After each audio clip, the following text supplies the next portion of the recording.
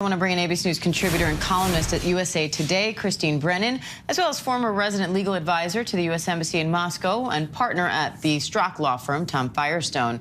Thank you both for being here. Christine, you know, a lot of Griner's friends and family, they're calling this 9-year sentence harsh, and even the president is calling it unacceptable. Can her team appeal this? I mean, we know she is eligible for an appeal, so what does that process look like in a Russian court system? Diane, Tom, great to be with you both. You know, we're hearing that, yes, that there would be an appeal.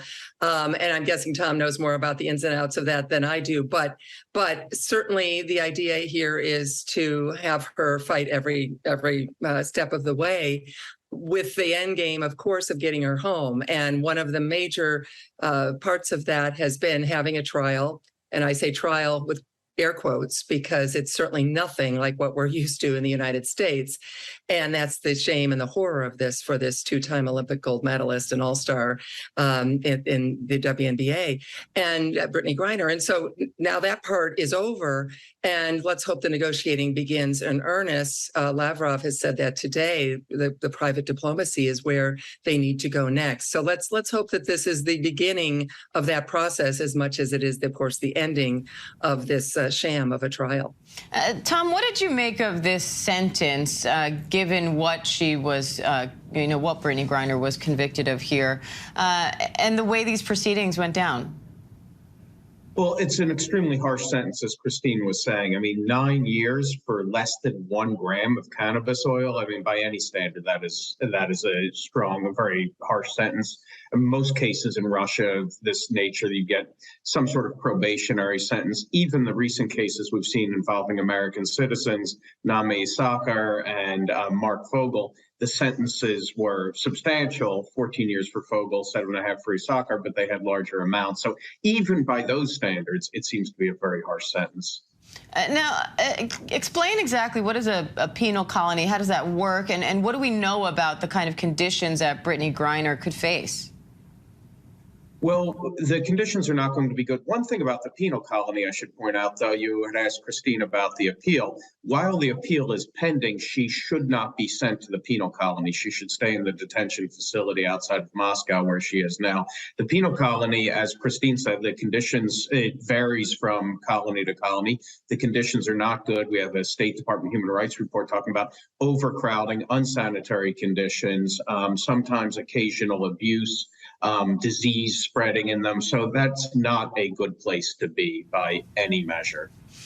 Christine, we know that Brittney Griner's team held, a moment of silence for her at their game. But what's the larger reaction from the sports world, and how does this affect the many other players who play, from the U.S. who leave here and go play overseas? Diane, it's certainly going to have a chilling effect on these WNBA players going certainly to Russia. There are many other options. And of course, they go to supplement their income because it is, so far less than what a male player makes in the WNBA. Millions and millions for the NBA.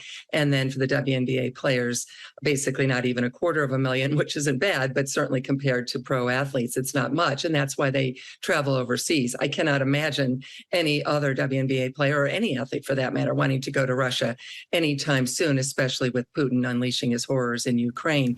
But we've seen the support. I think the WNBA players once again deserve an incredible pat on the back and thumbs up that they were able to force this right to the top of the news and to the top of every headline on every website and newspaper.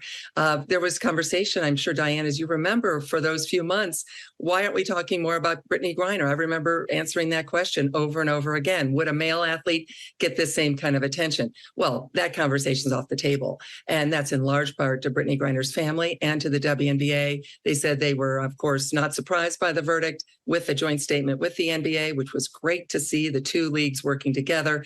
But they say now they've got to continue to work to right this injustice and to get Brittney Griner home. All right, Christine Brennan, Tom Firestone, thank you both. Hi, everyone. George Stephanopoulos here. Thanks for checking out the ABC News YouTube channel. If you'd like to get more videos, show highlights, and watch live event coverage, click on the right over here to subscribe to our channel. And don't forget to download the ABC News app for breaking news alerts. Thanks for watching.